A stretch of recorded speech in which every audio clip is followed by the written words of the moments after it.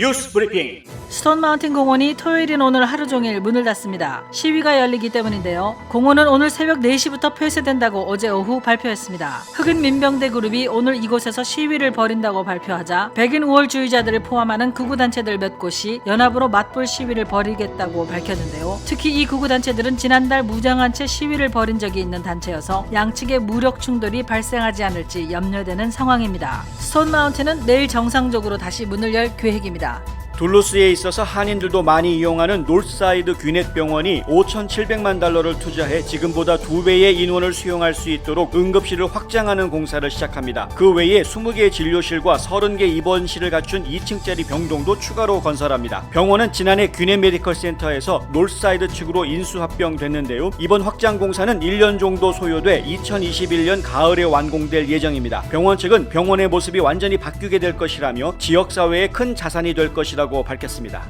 전국적인 대형 체인점들이 코로나 바이러스 팬데믹이 시작되면서 축소했던 영업시간을 다시 늘리고 있는 가운데 월마트가 다음 주 월요일부터 현행 오후 8시 30분까지인 폐장 시간을 밤 10시까지로 늘린다고 발표했습니다. 문을 여는 시간은 계속해서 오전 7시로 유지됩니다. 월마트 측은 고객들에게 매장 내 사회적 거리두기가 매우 중요하다며 꼭 지켜달라고 당부했습니다.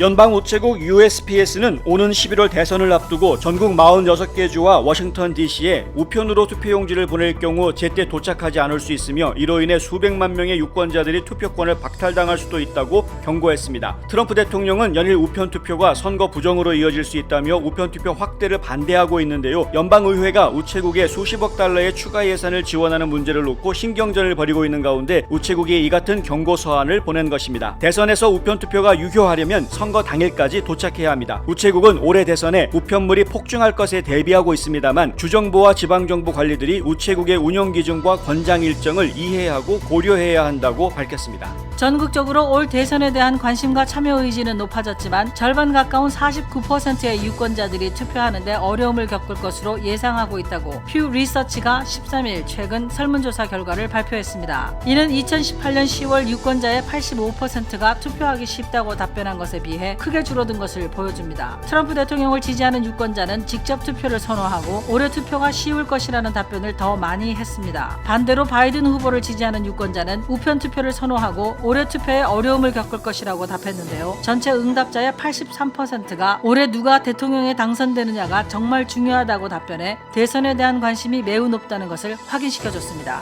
일본의 코로나19 하루 신규 확진자 수가 사흘 연속 1000명을 넘어섰습니다. 15일 발표된 신규 확진자는 총 1232명으로 누적 확진자는 55,905명으로 늘어났습니다. 도쿄 지역의 신규 확진자가 이틀 연속 400명대에 근접하며 가장 많은 것으로 집계됐습니다. 중국 상하이 한인타운에서 한국 문화를 알리는 축제인 한펑제가 15일 개막했습니다. 상하이 한국상회가 주최하고 상하이 한국총영사관과 상하이 시정부가 지원하는 이 행사는 상하이 홍치안로 일대 상가에서 내달 13일까지 30일간 진행되는데요. 주최 측은 하루 1만 명씩 총 30만 명이 다녀갈 것으로 예상하고 있습니다.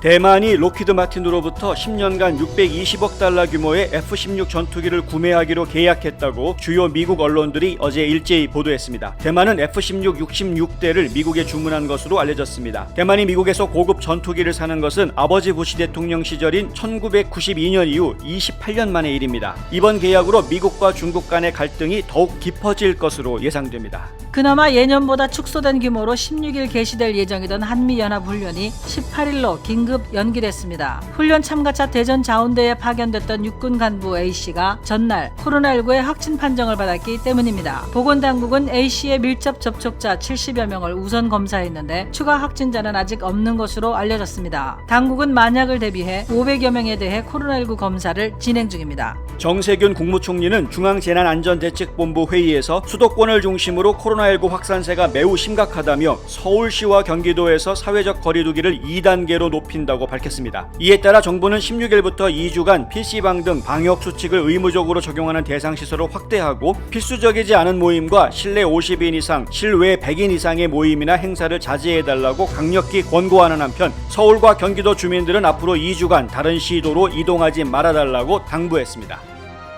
경험과 실적이 증명하는 김효지 부동산 전문인 절세의 지혜를 나눠드립니다. 이상회계법인 당신의 편에서 보험사를 상대해주는 제이슨 문 손해사정사. 학자금과 대학 입시 상담은 AGM 인스티튜트.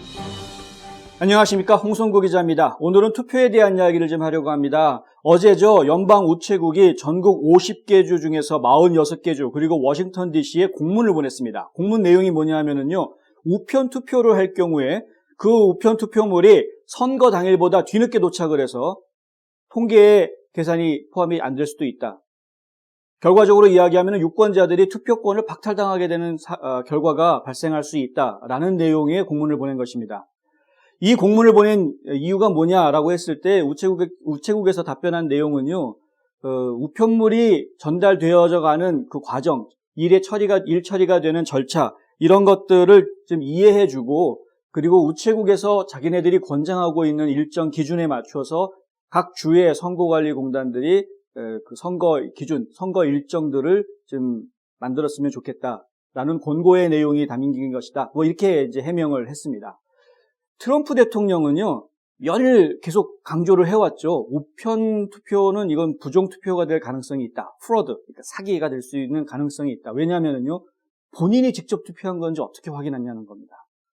그런데 많은 분들이 지금 의아해했죠. 아니, 부재자 투표도 있는데, 예, 그렇죠. 그리고 우편 투표가 지금 처음 생긴 건 아니죠. 예전부터 있었던 건데 왜 그거 가지고 지금 와서 이런 얘기를 하느냐, 이렇게 의아해하실 분들이 있을 수 있습니다. 이런 이야기가 나오는 이유는요, 그냥 우편 투표, 그러니까 메일-인 보팅이라고 이야기하는 그냥 우편 투표를 얘기하는 것이 아니고요, 유니버설 메일링 보팅이라는, 그러니까 보편적인 우편 투표를 이야기하는 것입니다. 유니버설 메일링 보팅이라는 거는요, 이거는 그냥 특별한 상황에 처한 사람들만 우편 투표하는 그런 것이 아니라 모든 사람들이 우편 투표할 수 있게 해주자라는 그런 개념입니다. 우편 투표는 물론 유권자들의 선택일 수 있습니다. 쉽게 얘기하면 이럴 수 있죠. 난 지금 부재자 투표해야 되겠습니다. 내가 그 선거 당일날 동네에 없기 때문에 다른 데 나가 있어야 되기 때문에 미리 부재자 투표를 해야 되겠습니다. 뭐 해서 부재자 투표 신청을 하면 우편 투표할 수 있습니다. 지금 현행법상은 그래요. 그런데 그렇게 투표하는 것이 아니라 부재자 투표가 아닌 경우에도 모든 사람들에게 우편 투표할 수 있는 그런 권리를 부여해 주자라는 것입니다. 이렇게 되면은요, 우편으로 들어온 이 투표지가 이게 정말 본인이 투표한 건지를 어떻게 검증하느냐 하는 문제가 불거질 수밖에 없습니다. 이것을 가지고 민주당 측에서는 트럼프 대통령이 선거 결과에 굴복하지 않을 것이다, 뭐 이런 식의 공격들을 또 펼치고 있는데요. 사실 저 개인적인 입장으로 봤을 때에는 트럼프 대통령이 우편 투표의 위험성을 이야기하는 부분이 지금 자주 왜곡돼서 전달되고 있는 것은 아닌가 하는 우려도 같이 해봅니다. 한 가지 흥미로운 거는요, 최근에 퓨 리서치에서 발표한 사항이 있습니다. 퓨 리서치가 발표한 그 설문조사 결과를 보니까요, 올해는 투표하기가 예전에 비해서 좀 어려워질 것 같다, 어려울 것 같다, 올해 투표는, 이렇게 대답한 사람이 무려 절반 가까이나 됩니다. 한 50% 가까이 됩니다. 약 49%가 나오는데, 이게 투표하기 좋다, 투표하는 거 편하다, 뭐 어려울 거 없다, 이렇게 대답한 분들이 또 50%입니다. 그런데요, 투표하기 편하다라고 대답했던 분들이 2년 전 2018년도 중간선거 때는 85%였습니다. 굉장히 많은 분들이 투표에 대해서 어렵다고 생각하지 않았습니다. 그런데 올해는 사정이 달라진 거죠. 코로나 바이러스 때문에 현장 투표장에 나가는 거 부담스럽다, 이렇게 느끼는 겁니다. 그래서 지금 절반 가까이가 투표하기 어렵다, 투표하기 쉽다, 이런 식으로 지금 반반으로 나뉘어져 있는 그런 상황입니다. 유권자들 중에서도요, 공화당 측을 지지하는 분들은 그래도 현장 투표 나가야죠 라고 이야기하는 분들이 더 많고요, 민주당 쪽을 지지하는 분들은 우편 투표 좀 가능하게 해주면 난 우편 투표 하고 싶다, 직접 투표, 현장 투표 하고 싶지 않다, 이런 분들이 더 많습니다. 이걸 어떻게 해야 될지 모르겠어요. 그래서 민주당 같은 경우에는 우체국 예산을 좀 늘려서 우체국이 좀 더 빠르게 일을 할 수 있도록 지원을 해주자, 지원 예산을 편성을 했죠. 그게 히어로스 액트, 연방 하원에서 통과한 코로나 구제 법안에 우체국 지원 예산으로 250억 달러를 편성을 합니다. 트럼프 행정부에서는 난리가 났죠. 우체국이 250억 달러를 지원해 준다는 게 말이 되느냐, 그것도 이게 우편투표 때문에 그렇게 한다는 건 더더군다나 말이 안 된다. 정부가 부정선거하는데 돈을 더 지원해 준다는 게 말이 되냐, 이렇게 나온 겁니다. 그래서 지금 트럼프 행정부 쪽에서는 그거는 안 될 일이고 현장 투표 강행해야 되고 이 부정선거의 가능성이 있는 우편투표는 좀 문제시해야 된다라는 이야기를 계속하고 있습니다. 그런데요, 어제 트럼프 대통령이 백악관에서 기자회견을 할 때 기자가 이런 질문을 합니다. 만약에 민주당 쪽에서 Universal Mail-in Voting, 그러니까 보편적인 우편투표에 대한 주장을 철회하면 그러면은 우체국 지원 예산에 대해서 대통령이 승인해 줄 생각이 있느냐 이렇게 물어봅니다. 그때 트럼프 대통령이 할 생각이 있다, 사인할 생각이 있다 이렇게 이야기를 해줍니다. 그러니까 우체국에다가 돈을 무작정 안 주겠다라는 게 아니라 이 보편적인 우편투표에 대한 위험성을 항상 제기해 왔던 거다라는 입장을 확인해 준 것인데요. 어쨌든 상황이 이렇습니다. 여러분 생각은 어떠신가요? 현장에 꼭 나와서 투표를 하는 것이 정확하고 바른 선거다라고 트럼프 대통령의 주장을 그대로 이해하고 받아들이시겠습니까? 아니면은 민주당 측에서 이야기하는 여태까지도 이미 우편으로 투표해온 사례가 있었는데 굳이 이것을 확대하자라는 걸 왜 반대하느냐? 지금과 같은 코로나 바이러스가 퍼져 있는 지금과 같은 위기 상황에서는 우편투표를 확대해서 전 국민이 우편투표할 수 있는 권한을 가질 수 있게 확대해줘야 된다. 물론 그럼에도 불구하고 본인이 현장에 나가서 투표하겠다는 분들은 현장 투표할 수 있게 해주면 되는 거 아니냐. 이렇게 이야기하는 민주당 쪽의 주장이 더 합리적이라고 생각하십니까? 대답은 여러분들 스스로가 내리셔야 될 것 같습니다. 어쨌든 11월이 점점 다가오니까요. 대통령 선거를 앞두고 민주당과 공화당 간의 갈등, 싸움, 그리고 선거 열기가 점점 더 뜨거워지는 것은 분명해 보입니다. 한 곳에서 시작되는 안정된 미래, 선우앤선우 종합보험. 30년 손맛, 케이터링의 명가 참사랑. 고객과 직원을 지켜주는 스니즈가 지금 주문하세요. 배너앤프린트. 유튜버가 되도록 도와드립니다. 뉴스앤포스트. 2020년 8월 15일, 오늘은 75주년 광복절이라고 많은 분들이 기억하시지만 아틀란타 한인사회에서는 또 다른 역사가 쓰여진 날이라고 저는 감히 말씀드리고 싶은데요. 바로 연합장로교회에서 하는 시니어 행복대학, 이 노인대학이 온라인 개강을 했습니다. 이번 가을 학기는 코로나 바이러스 때문에 전 수업을 다 온라인으로 진행을 한다고 하는데요. 아마 전 세계적으로 노인대학이 100% 온라인 수업을 한다. 이게 좀 드문 사례가 아닌가 싶어서 저희가 관심을 가지고 지켜보고 있습니다. 오늘 온라인으로 치러진 개강식에서요. 강창석 이사장이 이런 얘기를 했습니다. 어르신들이 코로나 바이러스에 워낙 고위험군이기 때문에 어쩔 수 없이 온라인으로 개강을 했다. 기술적으로 참 어려운 부분들이 있었을 텐데 그것들을 다 극복해주고 주위에 또 참여해달라고 독려해 주신 어르신들께 감사드린다. 이런 얘기를 했습니다.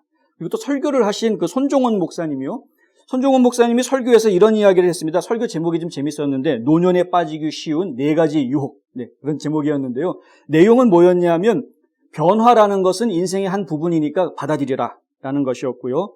그다음에 감사하고 사과함으로써 지나온 과거를 넘기고 미래에 하나님이 주실 그 새날을 기대하면서 앞으로 전진해 나가라. 네, 이런 이야기를 설교로 전해줬습니다. 자, 변화라는 것은 항상 있는 것이죠. 네. 지금 젊은이들도요, 언젠가는 노인이 될 거고, 그때가 됐을 때에는 또 우리가 지금은 상상하지 못하는 새로운 변화가 그때 또 있을 것입니다. 자, 변화는 우리 인생의 한 부분인 것이죠. 받아들이고, 그리고 앞으로 전진해 나아가야 하는 것인데, 자, 그런 앞으로 전진해 나아가는 모습, 그 모델이 되는 모습을 우리 아틀란타 시니어들이 이번에 보여주셨습니다. 그래서 저희가 박수를 드리고요. 한번 온라인 수업 강좌들이 어떻게 진행되는지 학기 내내 또 옆에서 살짝 지켜보도록 하겠습니다. 오늘 홍성구의 뉴스 브리핑은 여기까지입니다. 즐거운 주말 되시기 바라고요. 저는 다음 주 월요일 또 다시 찾아뵙겠습니다. 감사합니다.